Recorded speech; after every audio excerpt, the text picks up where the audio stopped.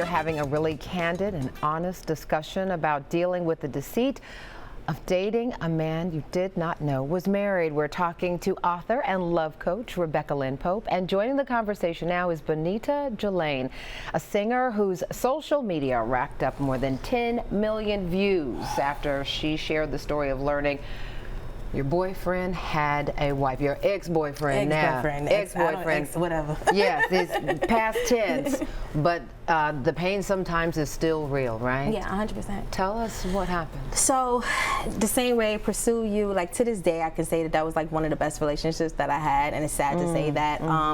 But he met him on a dating site, first time on a dating site, decided to give it a chance. My neighbor told me about it. I decided to download it, and he was the first person that I met on a dating site. It was like magic right away. Same birthday. He graduated from my same school. Like he went to school, grad school, and then I got sick, and so we kind of like had like a break. But he stayed in touch with me, like from social medias and stuff like that, and always kept pursuing me.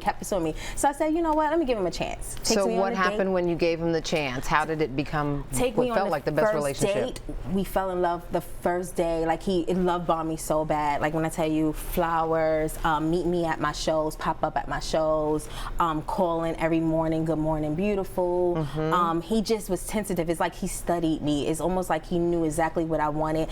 He would finish sentences. I wouldn't even have to say something if I was having a bad day. He would come and get me and just take me out to go get like a cookie or something, just to make me smile. Just thoughtful. Right. And that's hard because all you're describing is a really nice and attentive man, which is what everybody wants. But when did you realize something was wrong? That this was it's crazy because people talk about the red flags, and I think outside looking in, I see them now that I didn't see them before, because I was so into it and I wanted it to work, and I questioned myself. Some things I'd be like, wait, he's used his business. The business, when they use their business for traveling, he was traveling all the time with the business, but he stayed so, like if I would call him, he would drop everything. And I thought, he's dropping everything for me, but he was always busy. So how can I complain if I want either a busy man or somebody who doesn't have a job? You know, so it's like no in between, no gray area. So I felt like I had a good man who was attentive. He loved on my family, met my mom, drove to South Carolina with me to meet my grandmother. Wow. Came to my, he was very invested. Then we started a whole TikTok thing where I don't post nobody that I'm dating on social media. Right. I said, this is something real. I'm gonna try it. I'm seeing all these love, black love, and I said, I have black love. You posted your hashtag black love. I posted it from the first time that I started falling for him, and he asked me to be his girl. I posted that first video and everything. And it's funny, ironic, because I made a joke. I was like, this is a public service announcement. If anybody sees this man and knows him, that's mine. And that was months before it came out. So did somebody respond to that? No, is that how you found out? No. So how did you find out he was married? I went to visit him. So he was traveling. He had an investment property outside in North Carolina, and I didn't see him in a couple of days. It's the longest we ever been apart from each other. So it was like, I'm gonna say 7 days. That's the longest we ever been apart from each other. So we had that kind of relationship. We would definitely pop up on each other, but it wasn't a pop up. Like I'm driving. So the property you went there, he was not expecting you. He was not expecting me. You'd never been there before. Never been there. I've seen pictures because he was okay with sharing pictures. So what happened when you got to the front door? I'm assuming this is his wife answered. Wow. Yeah, his wife answered the door. Yeah. Yeah. And that, obviously, there's some conversation. It was a whole bunch of drama. Yeah, it was a whole bunch of drama. The sad part is, you think that they don't know about you. It's funny because I said my name and I was so oblivious. I was like, hi, I'm Bonita. Like, I'm still trying to figure out who she is.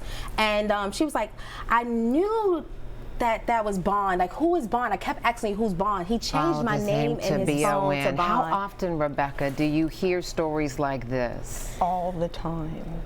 I get inboxed, emailed, where women are breaking down. They're heartbroken. They've made a discovery. Either he's married or he's got multiple women.